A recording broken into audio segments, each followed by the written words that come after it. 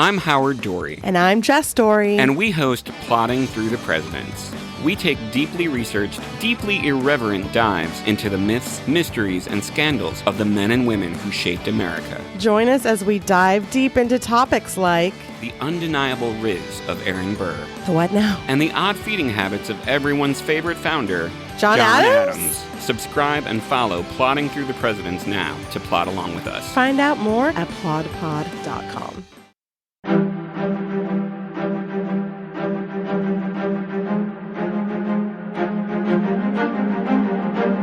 Hello, and thank you for listening to the History of World War II podcast, episode 599, Mussolini leaves the stage.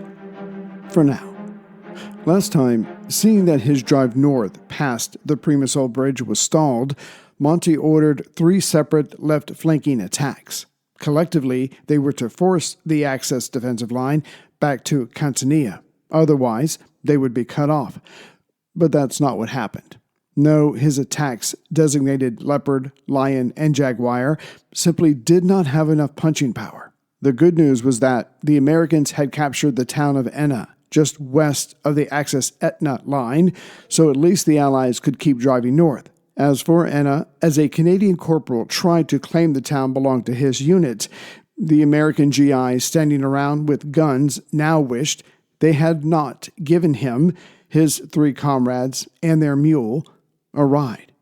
At the town of Leonforte, about 6 miles or 9 kilometers northeast of Enna, is where the Axis-Etna line turned and went to the north, which partially explains how the Americans were able to occupy Enna as it was lightly defended, being just outside the Etna line. Immediately southeast of Leonforte is the smaller town of Osoro, and as these 2 towns were the linchpin that allowed the Etna line to turn north here, there were 3 battalions of the 104th Panzer Grenadier Regiment of the 15th Panzer Grenadier Division. Imposing as these men were, as the German plan now was to simply buy time, the approaches to Leonforte and Osoro were lined with booby traps and small units of Axis troops who were to shoot up any approaching enemy units, causing maximum casualties, to then drop back to the next line. As it was the Canadians making up Monty's left flank, they were the ones moving towards Leonforte and Osoro. And until they reached those towns, they had to deal with the booby traps, also in the form of minefields. For example, C Squadron, 12th Canadian Tank Regiment, the 3 Rivers Regiment, was being harassed by German artillery, so they were more focused on speed than their surroundings. Before they knew it, they had driven into, or been driven into, a minefield, losing 9 tanks straight away. Having their tracks blown off, the crews inside had to suffer through 45 minutes of German artillery raining down on their Sherman tanks. Then, probably something like a shell set fire to the grass. Now, the Canadians were stuck, being shelled, and worried if their ammo supplies behind them might explode once the fire reached them, which actually happened. But during all of this, some of the courageous Canadian sappers crawled forward, cleared a path through the minefield, all the while being shot at, and the tanks passed through. With this being done, the Canadians were able to make progress. The battalion that would lead the attack on Osoro was the Hastings and Prince Edward Regiment. But as its commanding officer and intelligence officer were out ahead doing reconnaissance, their car was hit by artillery. The goal had been to sneak up on the German line and attack, but as the Axis formations were along an escarpment that ran from Leonforte to the southeast to Osoro and then east to Aguirre, they literally had the high ground and could see all before them, which did not stop the Canadians. There was only one serious road along the escarpment that went to Osoro, and it had to be well covered by the Germans. To rush up it was suicide. No, there had to be a better way, and the man now in charge of the Hastings was one of those men that Britain seemed to produce in abundance. He was quiet, unassuming, with a bit of a stutter, was our Major John Buchan, 2nd Baron Tweedsmuir. And he needed another option fast. And like so many times in this war, this British gentleman would be more than a match for the seemingly impossible situation before him. One of the men who served with Buchan was Farley Mowat, and in his memoir entitled "And No Birds Sang," he wrote of his major, barely 30 years of age, soft-spoken, kindly with a slight tendency to stutter. He was a tall, fair-haired English romantic out of another age. His famous fathers, perhaps. Tweedy, as we called him behind his back, had, as a youth, sought high adventure in the Arctic, the African veldt, Canada. But until this hour, real adventure in the grand tradition had eluded him. Well, here was adventure enough. But looking at the height before him, Tweedy did not focus on what could not be done, but rather the opposite.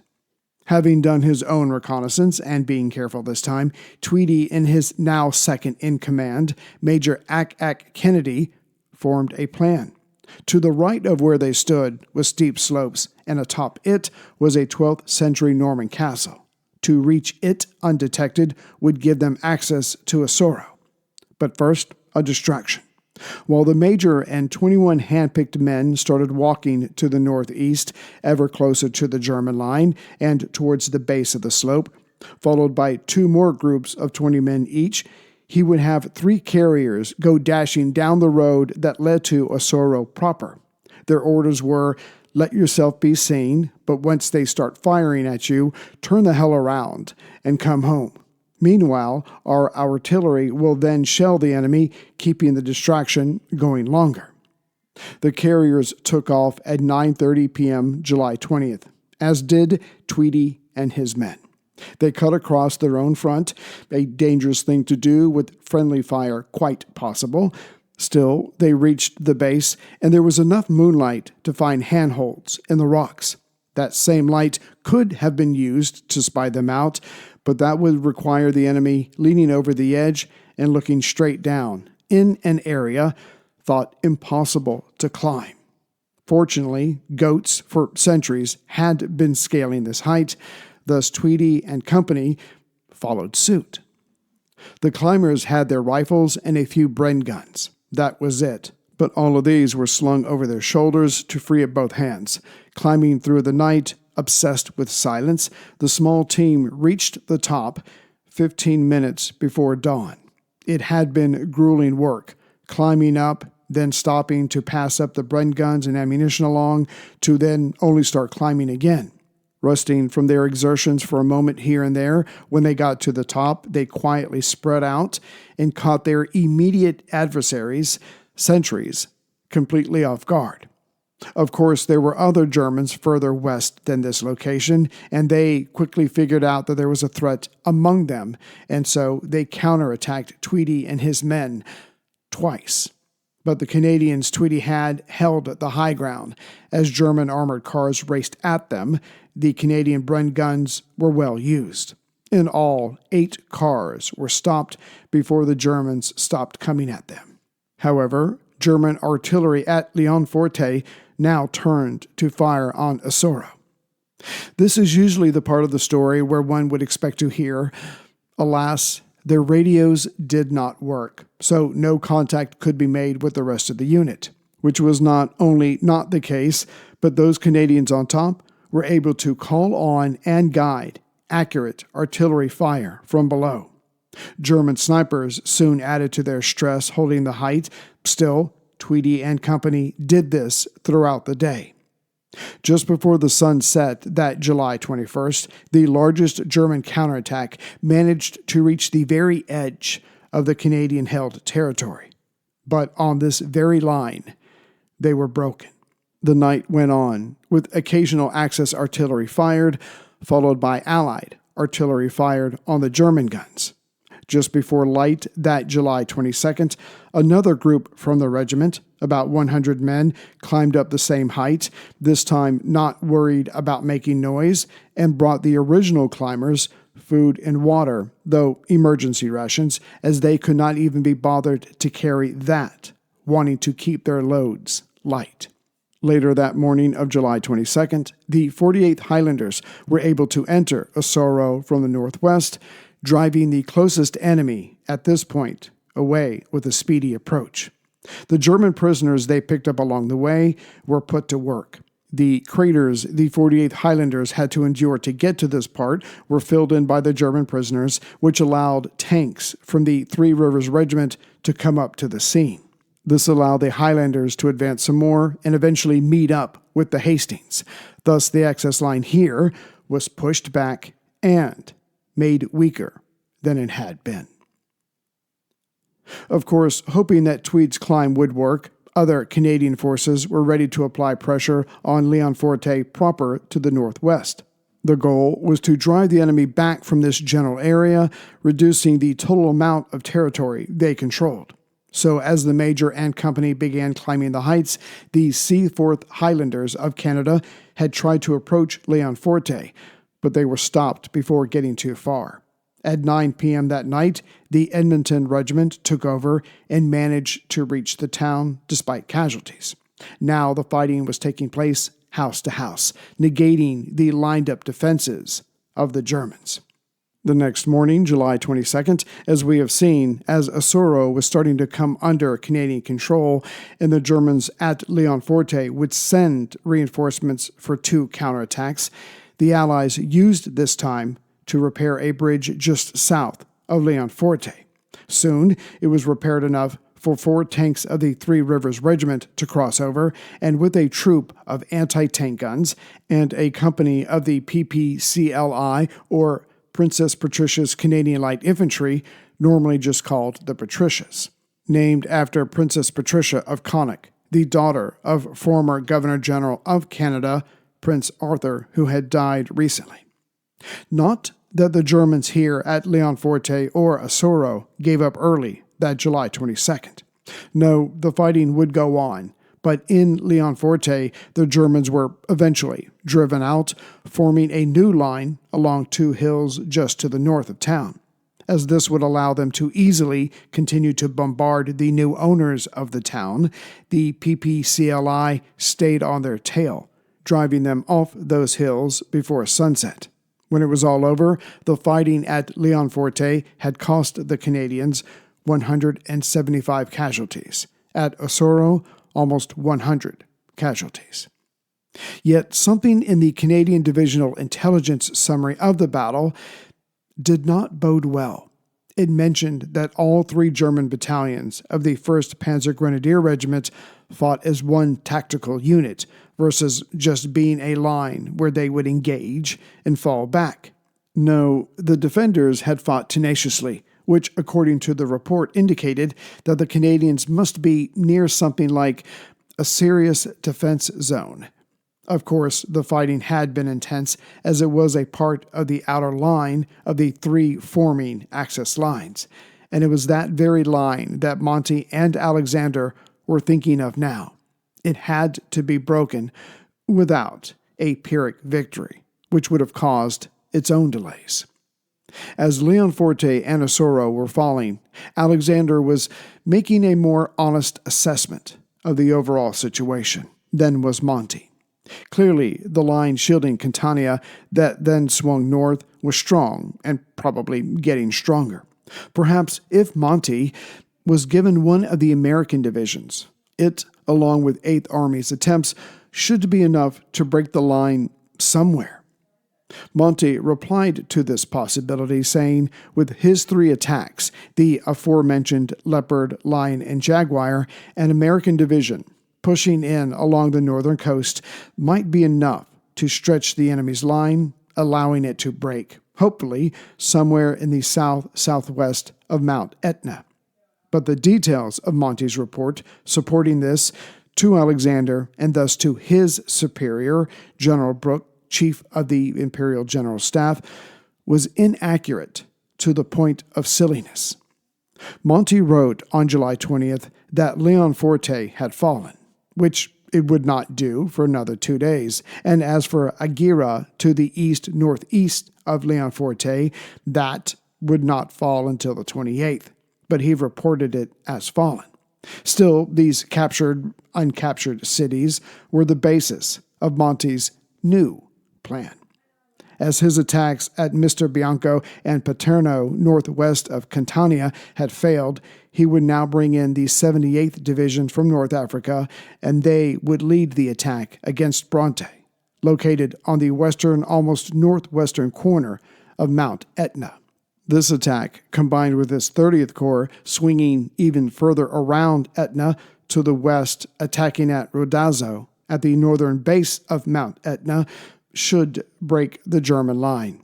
And if the Americans wanted to attack along the northern coast and other places just north of this new British attack plan, that was all to the good. In other words, Monty was ignoring the results of Leopard, Lion, and Jaguar, acting as if that had not happened or had been successful, and would renew the attack further north and wanted the Americans to apply additional pressure further north of him and his. Alexander, accepting again Monty's vision or version, as both men still saw American participation as supportive only, told Patton on July 23rd to make Palermo his new base for receiving supplies. Then he was to drive east and attack along Highway 113 along the northern coast and Highway 120 just above Mount Etna. Patton said yes, sir, and ordered his 9th U.S. Infantry Division, his reserve, to Sicily from North Africa.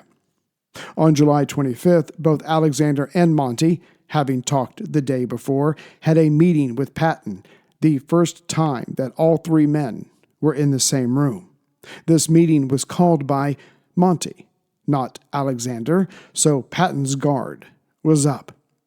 In truth, Monty had finally figured out that his 8th Army wasn't getting anywhere, as the Germans were determined to hold, if only to save their escape route. This required something more. That something was American assistance. As for Alexander, he was sticking with his hands-off policy, which makes little sense in hindsight. The battle for Sicily was now 2 weeks old, and there was still no overall plan of how to take the island. In truth, this was an Alexander failure. As there were now 2 Allied armies on Sicily, there should have been greater communication and cooperation demanded from the top, i.e. Alexander. But until this moment, both British officers had ignored the Americans because they could. Well, that was over. Patton's help was now needed. The American general, suspicious of the other men in the room, agreed to take responsibility for the 2 highways to the north, and when Monty casually mentioned that it should be the Americans that would take Messina, Patton received this like a stone statue. After all, Highway 124 had been taken from the Americans without so much as a thank you, so the American general was thinking, you want me to draw off the enemy just north of Mount Etna, so you can race to Messina with whatever forces you have just north of the Great Height or from this Primosol Bridge location. But as the saying goes, fool me once, shame on you. Fool me twice. Monty spent the rest of the meeting talking about all the advantages that would come if the Americans could succeed in the north. Again, Patton merely assented. On July 28th, 3 days later, Monty was back at Palermo visiting Patton. They worked out more details, and near the end of the meeting, C&C Alexander showed up. Monty told his superior that he and Patton had worked everything out, so Alexander stayed quiet, except to say that he was pleased. Meanwhile, Patton was starting to suss things out. Monty needed the Americans to break the logjam of defense around Mount Etna, so whatever Monty, was saying and promising now would mean very little in the future. As for using Monty's supposed plans for the Americans to reach Messina first, for Patton, he would play along, but mostly in an attempt to re-establish American pride and prestige, rather than putting one over on the British. Still, that could be considered icing on the cake. If we turn the chessboard that is Sicily around, what is noticeable is that had the Germans known of what Monty was reporting to his superiors, they could have told Alexander it wasn't exactly true. Monty reported that though he and his could not enter Catania, the Catanian plain just south of the town was in Allied hands. Not true, as the defensive line, the outer one, was 6 miles south of Catania. Of course, General Hoob, in command of the Axis forces on Sicily, was coming to the conclusion that the line would have to be abandoned soon. But another Monty exaggeration was that the enemy was bottled up in the northeast corner of the island and just sitting ducks for all the Allied planes available to bomb them. But Kesselring made a note on July 21st that said he was still waiting for the main Allied attack, meaning an all-out offensive with a simultaneous massive air attack in and around Messina. And days later, on July 25th, Kesselring noted that the 29th Panzer Grenadier Division had arrived at the northern end of the defensive line, should the Americans try to traverse the northern coastal road. But July 25th, 1943, will forever be remembered as the day that Mussolini was voted out of power. Having been in office since October 31st, 1922, the bull-headed man had proclaimed the new Roman Empire. He had taken land in northern and eastern Africa in the 1930s. Of course, he had had to use gas against Haile Selassie's men, but he got the job done. But then came the attack on southeast France, days before it capitulated to Germany, and the French, even in their desperate state, only gave up about 10 miles to the Italians. Then there was the complete, abysmal attempt of invasion of Albania and Greece, in where the Italians were almost pushed back into the Adriatic Sea, only saved by the Germans. But it was on the Eastern Front that broke the heart of Mussolini and the Italian people, who had, in 1942, some 235,000 troops fighting in the south of Russia. But by this time in 1943, about 80,000 of those troops were dead. Another 30,000 were wounded, and tens of thousands had been taken prisoner, and most of them would never leave Russian soil. The rest were pulled out in early 1943, and now the author of all that pain and misery was getting his comeuppance. On July 24th, the Grand Fascist Council held a vote of no confidence, and though it crushed Il Duce, he did not realize fully what it meant. The next day, July 25th, he was ready to go back to work, but first visited King Victor Emmanuel, who told him, No, you are officially out. After leaving the palace, Mussolini was arrested and taken to a secret location. Marshal Pietro Badoglio, the former chief of staff, was now in charge of a caretaker government, and though Marshal proclaimed Italy's part in the war would continue, peace feelers were being sent out to the Allies. As for General Guzzoni, in nominal charge of Axis troops on Sicily, he was still loyal to the Axis, though many in Italy assumed that he would lose the fight on the island on purpose. But they needn't have worried. The Battle of Sicily was nearing its end. That same evening of July 25th, Hitler held a high-level meeting. Of course, plans were already worked out for this eventuality. Now, it was only a matter of putting them into place. But first, Hitler declared that the 70,000-odd Germans on Sicily were to be saved. He wanted them evacuated and put into southern Italy, which was, most assuredly, the next theater of war. Kesselring was soon ordered to make a plan to remove the German troops, which dovetailed nicely with Hoob's assessment on July 27th that the main defensive line, the outer line, was no longer tenable. And knowing or sensing this, Kesselring had allowed Hoob to build up AA defenses around Messina. On July 29th, assembly points on Sicily and reception areas in southern Italy were selected for the German troops. And on August 1st, 14th Panzer Corps headquarters sent out orders for specific actions to be taken once the evacuation code word was sent out. Being motivated, the preparations were done quickly. Who knew what the Italians knew? But the Germans didn't care. A new Italian government, German-backed, would be put in place, and mainland Italy was to be defended. The war would go on.